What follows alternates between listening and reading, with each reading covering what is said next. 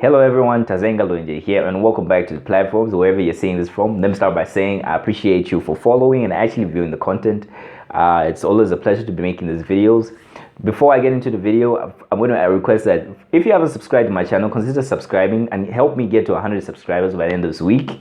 And give it a thumbs up so the algorithm is able to recommend such videos to someone who's out there who's looking for such information. So I appreciate everyone and everything that has been said constructively and giving positive feedback. So today I want us to discuss why the millennial is the least entrepreneurship driven generation. Why is the millennial the least entrepreneurship driven generation?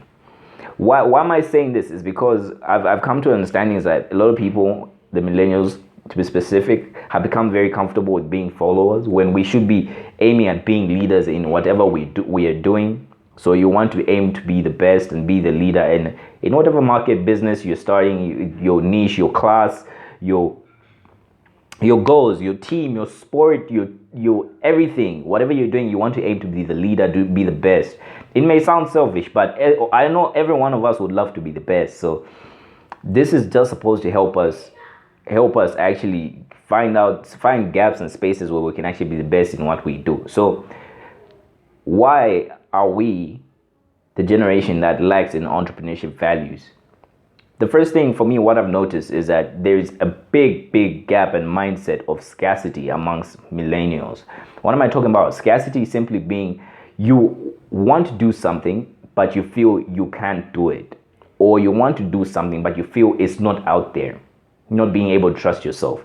This stems from a lot of things. It could be your self-esteem, and I don't blame you. Many of us suffer from low self-esteem because it's something that we don't intentionally train our minds to do. But as we grow, when you come across information like this, you'll be able to know that I can actually change the program that I'm running on in my mindset, in my belief system. So the mindset of scarcity, you're probably thinking only those people are meant to be wealthy. Only Tazenga Lonje is meant to post videos like this. No, it's not the way it's supposed to be. I'll be very happy if someone approached me today and be like, okay, I've seen you do this and I want to do this. How can I go about it?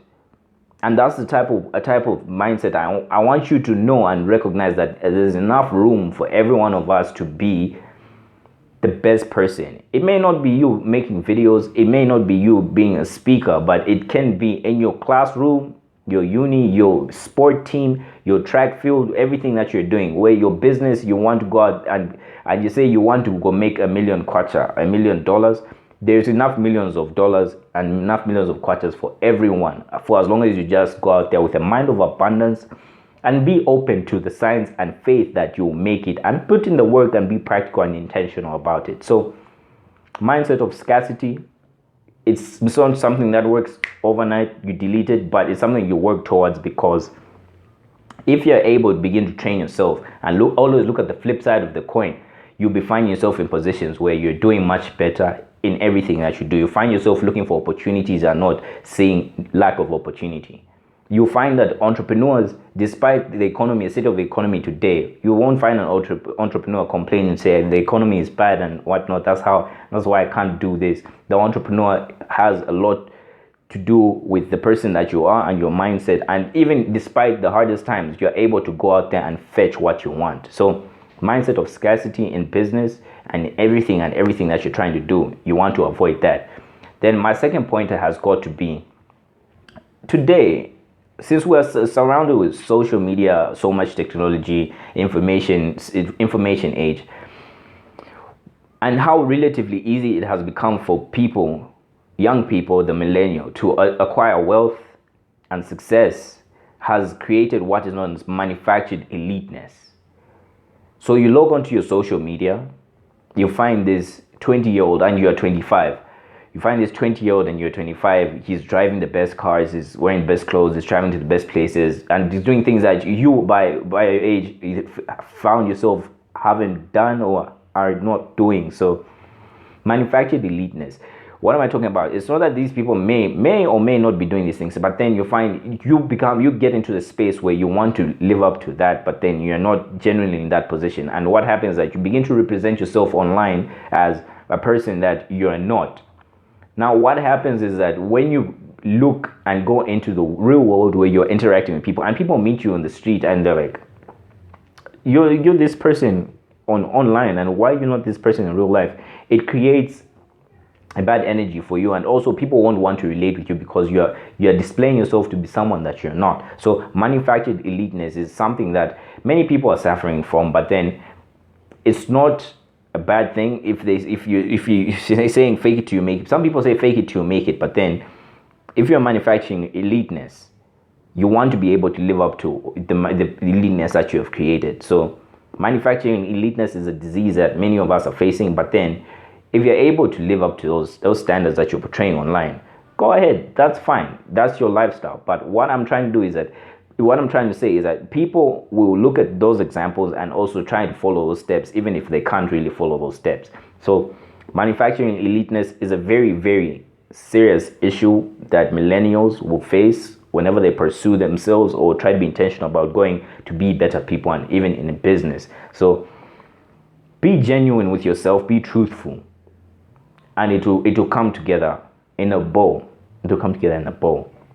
My third one has got to be the lack of community. We spend a lot of time behind the screen of your phone. What you come to find is that a lot of people begin to suffer from depression.